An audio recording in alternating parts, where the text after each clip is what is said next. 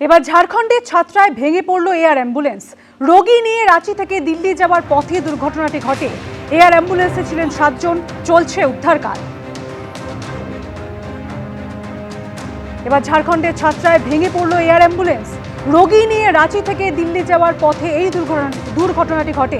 Air অ্যাম্বুলেন্সে ছিলেন 7 জন, চলছে উদ্ধার কাজ। এলাকার বাসিন্দারা দাবি করছেন যে সলমান এলাকার কুখ্যাত দুষ্কৃতী ছিল। ঠিক কি ঘটেছে গোটা বিষয়টা বিস্তারিত জানবো এবং পুলিশ সূত্রে ঠিক কি জানাচ্ছে সেটাও জানবো। কথা বলে নেবো আমাদের প্রতিনিধি সৌমিত্র রয়ের সঙ্গে। সৌমিত্র, দেখো, ইতিমধ্যেই বেনিয়াপুকুর থানায় লিখিত অভিযোগ দায়ের হয়েছে এবং পুলিশ সূত্র মারফত যেটা জানা যাচ্ছে যে গতকাল রাত 1টা নাগাদ এই ঘটনাটা ঘটে এবং তার আগে ঘটনার সূত্রপাত সন্ধ্যেবেলা হয়। এই সন্ধ্যেবেলা যিনি গুরুতর জখম অবস্থায় এসএসকেএম হাসপাতালে ভর্তি রয়েছেন মোহাম্মদ রিয়াজ, তার সঙ্গে প্রথমে বচসা হয়।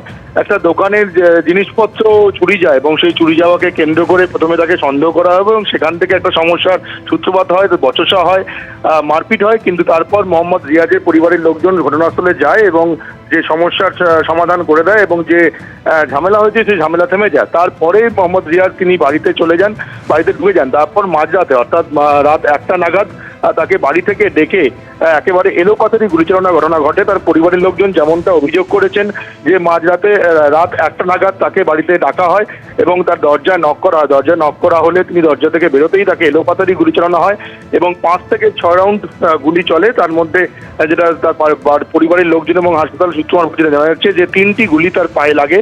হাসপাতালে তিনি গুরুতর জখম অবস্থায় ভর্তি রয়েছেন। এসএসকেএম ট্রমা কেয়ার সেন্টারে তাকে রাত্রিবেলা এনে ভর্তি করা হয়। প্রথমে একটি হাসপাতালে নিয়ে যাওয়া হয়, সেখান থেকে তাকে রেফার করা হয় এসএসকেএম হাসপাতালে নিয়ে আসা হয়। কিন্তু যেটা গুরুতর অভিযোগ যে যার বিরুদ্ধে বিচারণা অভিযোগ সালমান, তিনি এলাকার কুখ্যাত দুষ্কৃতী হিসেবে পরিচিত এবং তার বিরুদ্ধে একাধিক অভিযোগ রয়েছে এবং সেই মর্মে বেনিয়াপুকুর থানা ইতিমধ্যেই তদন্ত শুরু করেছে এবং এখনো পর্যন্ত গতকাল রাত 1টা নাগাদ ঘটনাটা হওয়ার পর এখনো ঘড়িকাটা সকাল 7টা বাজে এখনো পর্যন্ত তার বিরুদ্ধে অভিযোগ তাকে পুলিশ আটক করতে পারেনি বা অ্যারেস্ট করতে পারেনি। তবে পুরো ঘটনাটা ঠিক কি কারণে হয়েছে সেটাই এখন বেনিয়াপুকুর থানা পুলিশ আধিকারিকরা তদন্ত করে দেখছে। তবে যে মোহাম্মদ রিয়াজ তার পরিবারের লোকজন যেটা অভিযোগ করেছেন যে যে কারণে ঝামেলা সূত্রপাত হয়েছিল সেখান থেকে এই যে সালমান যার বিরুদ্ধে গুলি চালানোর অভিযোগ, তিনি নাকি হুঁশিয়ারি পর্যন্ত দেন যে গুলির লড়াই হবে নাকি না বোমার লড়াই হবে, এমনটা হুঁশিয়ারি পর্যন্ত দেওয়া হয়েছিল এই সালমানের বিরুদ্ধে।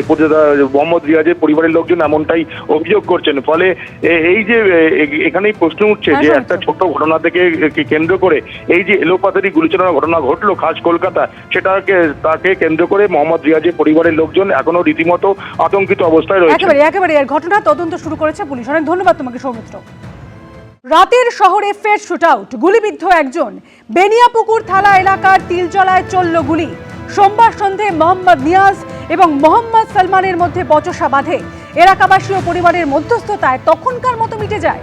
রাত 1টা নাগাদ নিয়াজকে বাড়ি থেকে ডেকে এলোপাথারি 5 থেকে 6 রাউন্ড গুলি চালানো হয়। মোহাম্মদ সালমান এবং তার সঙ্গীরা গুলি চালায় বলে অভিযোগ। নিয়াজের পায়ে 3টি গুলি লাগে, তাকে ভর্তি করা হয় এসএসকেএম হাসপাতালের ট্রমা কেয়ারে। খাস কলকাতায় পাকসার কাছে তিলজলা রোডে গুলি চালনার ঘটনা ঘটেছে এবং এই গুলি চালনার ঘটনায় একজন আহত অবস্থায় এসএসকেএম হাসপাতালে ভর্তি রয়েছেন।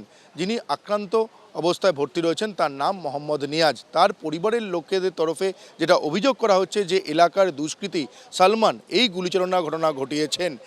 কি কারণে এই গুলিচালনার ঘটনা ঘটলো, যেটা পরিবারের লোক যে দাবি করছেন যে সোমবার সন্ধেবেলায় প্রথমে সালমানের সঙ্গে কথা কাটাকাটি হয়, বচসা হয়, কিন্তু সেই ঝামেলা বাড়ির লোকজন এবং এলাকার বাসিন্দারা গিয়ে সেই ঝামেলা সমস্যার সমাধান করে দেয়, ঝামেলা মিটিয়ে দেয়।